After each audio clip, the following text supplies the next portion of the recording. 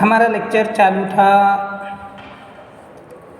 مثنوی کے ہم نے مختلف ابتدائی معلومات ہم نے لی ہے. اس میں ہم نے دیکھا ہے کہ مثنوی عربی زبان کا لفظ مثنی سے بنا ہے اور جس کے معنی دو کے ہوتے ہیں. کیوں تو یہ ہم اس کے جو مصرے ہوتے ہیں ایک شعر کے ہر شعر ہم قافیہ اور ہم ردیف ہوتا ہے، جس کی وجہ سے اسے دو اس میں میننگ کے حساب سے مناسبت سے مثنی سے مثنوی نام دیا گیا ہے.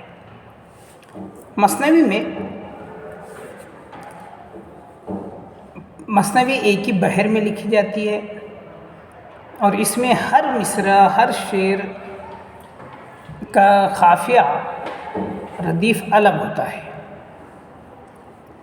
سیر البیان کے مثنوی کا ذکر کریں یا گلزار نسیم، الگ الگ بحروں میں لکھی ہوئی مثنویاں ہیں.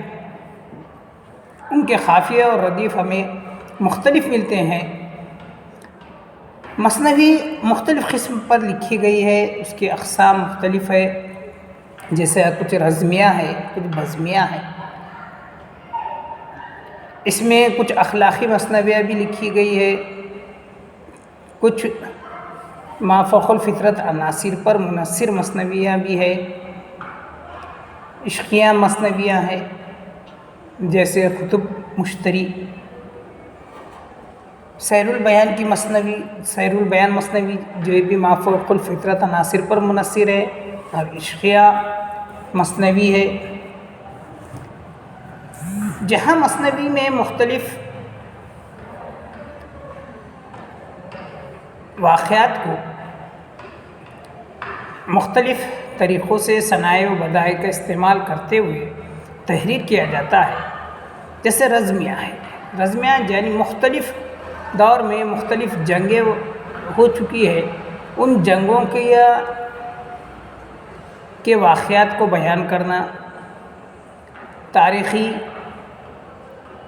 واقعات کو بیان کرنا، یہ رزمیہ مثنوی میں آئے گا، جس میں مختلف دور میں انجام پائی گئی جنگیں موجود ہیں. عشقیہ داستان سیر البیان اس کی عمدہ مثال ہے.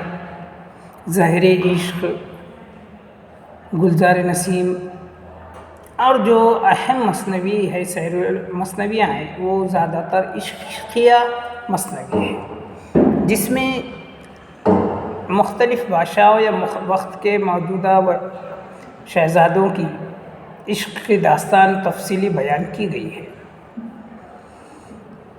ان مثنویوں کو بہتر بنانے کے لیے اس میں ما فوق الفطرت عناصر کا بھی استعمال کیا گیا ہے. ان مثنویوں میں جہاں جن، دیو، بھوت اور بے جان چیزوں کا بات کرنا جیسی باتیں عام ہیں، جس کی وجہ سے ان مثنویوں میں ایک قسم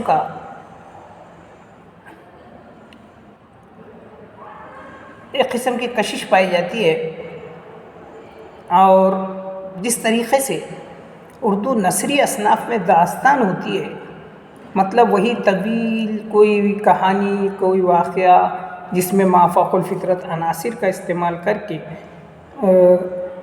اس واقعات کو بڑھا چڑھا کر مختلف قصوں کو، کہانیوں کو جوڑ کر ایک مضبوط پلاٹ کے ذریعے سے اس صنف کو طوالت دی جاتی ہے. بالکل اسی طریقے سے شعری اصناف میں مثنوی وہی کام انجام دیتی ہے. مثنوی کتنے ہزاروں اشعار پر بھی مشتمل ہو سکتی ہے. اب اتنے ہزار اشعاروں پر مشتمل ہونے کی وجہ سے اس کہانیوں میں اس واقعات کو جوڑنے، پلاٹ وغیرہ کی جو باتیں ہیں وہ بہت قیمتی ہو جاتی ہے، بہت اہم ہو جاتی ہے. جیسا ہم نے مثنوی کے اجزائے ترکیبی میں دیکھا تھا کہ اس کی شروعات جو ہوتی ہے حمد سے ہوتی ہے، حمد کے بعد نعت رسالت پاک ہوتی ہے، اس کے بعد مناجات ہے، منخبت ہے، پھر مدعا ہے، اس بادشاہ یا شہزادوں کے کارنامے ہیں، پھر غرض طلب ہوتی ہے جیسے قصیدے میں بیان کی جاتی ہے، اسی طریقے سے اس کو اختتام تک لایا جاتا ہے۔ یعنی مختلف 8-9 اجزاء پر مشتمل یہ مثنوی کو مختلف طریقوں سے یہاں پر بیان کیا جاتا ہے، پیش کیا جاتا ہے۔ مثنوی کی جہاں تک بات ہے، اس میں کردار نگاری کو بھی کافی اہمیت ہو جاتی ہے، حاصل ہو جاتی ہے۔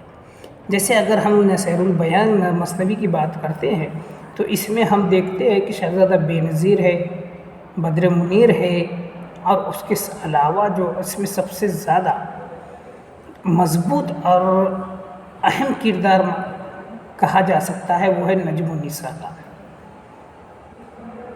جہاں شہزادہ بے نظیر کی بات آتی ہے، شہزادی بدر منیر کی بات آتی ہے، بالکل اسی طریقے سے اسی طریقے کا کردار، ایک مضبوط کردار نجم النساء کا بھی ہے جو ان دونوں کو ملانے کے لیے کام کرتی ہے۔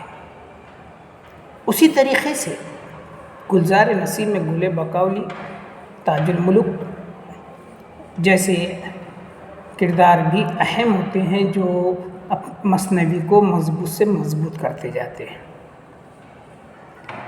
اسی طریقے سے دوسرے مثنوی جو ہے